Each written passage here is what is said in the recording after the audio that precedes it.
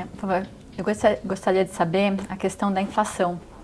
Há uma pressão inflacionária que está a vir? Como você vê a questão da inflação e da pressão inflacionária? Olha, em princípio não.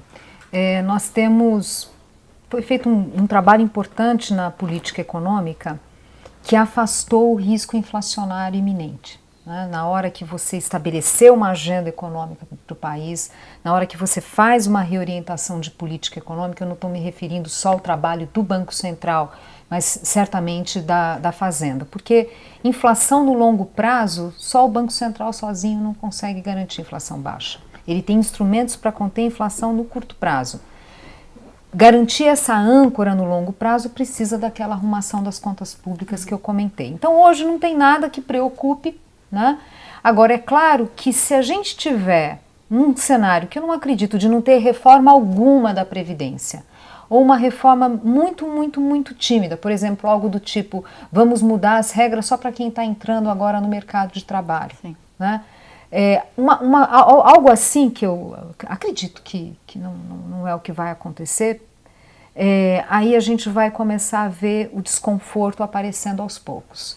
Tem uma analogia que o professor Afonso Celso Pastore fez num artigo, que é o seguinte: essa questão de uma volta da inflação não é como um ataque cardíaco, não é que vai aparecer, de repente a gente vai acordar, a inflação, puf, não é isso.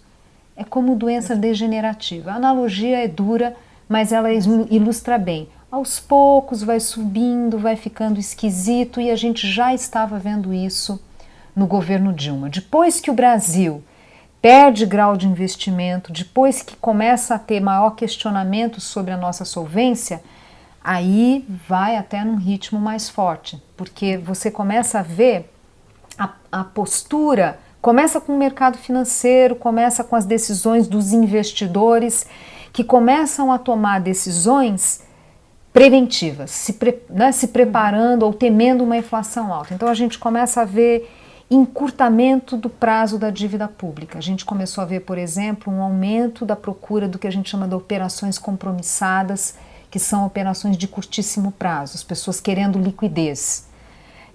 A gente começou a ver muita remessa de recursos de brasileiros para o exterior. Fala-se muito do investidor estrangeiro vir para cá, nossa, muito brasileiro enviando recursos para fora. Isso já pressiona o dólar.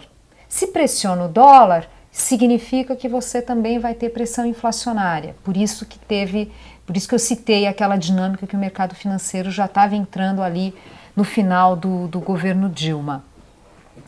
Então todas as ações são mais preventivas. Daí vai ter uma hora que começa a impactar o lado real da economia. As pessoas começam já a se assustar, ver os sinais, remarcações mais frequentes. Quando a gente vê, né, ainda mais num país que tem um histórico de indexação, que foi obviamente bastante reduzido com o Plano Real, mas enfim, tem ainda uma cabeça um pouco de indexação, as pessoas têm um pouco isso, daí o risco vai aumentando. A cabeça e a gente tem o fantasma, né? Então esse risco vai aumentando. Agora, mas puxando aqui um pouco do quem nós somos, né? Se por um lado tem um risco de voltar se não fizermos reformas, ainda que não abruptamente, por outro lado, eu avalio, aqui, saindo um pouco da minha profissão de economista, tentando ser um pouco socióloga, enfim, o Brasil não é a Argentina. Inflação elevada, a sociedade acende sinais vermelhos. Então, assim, a tolerância da sociedade com inflação elevada, ao meu ver, é baixa. E acho que esse foi um dos fatores que acabou levando à interrupção do governo da Dilma. Eu pego, por exemplo, 2013, quando começaram os protestos dos nossos jovens. Eu acho que os nossos jovens, eles foram às ruas achando que estavam protestando contra a tarifa de ônibus, mas na verdade aquilo era inflação. Era inflação.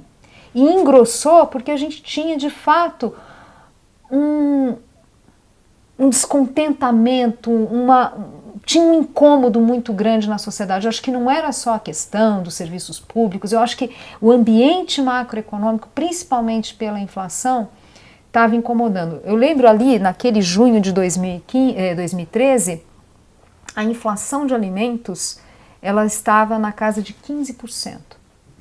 15% de inflação de alimentos é muito perturbador. É a pessoa indo para o supermercado e a cada semana trazendo um pacotinho menor.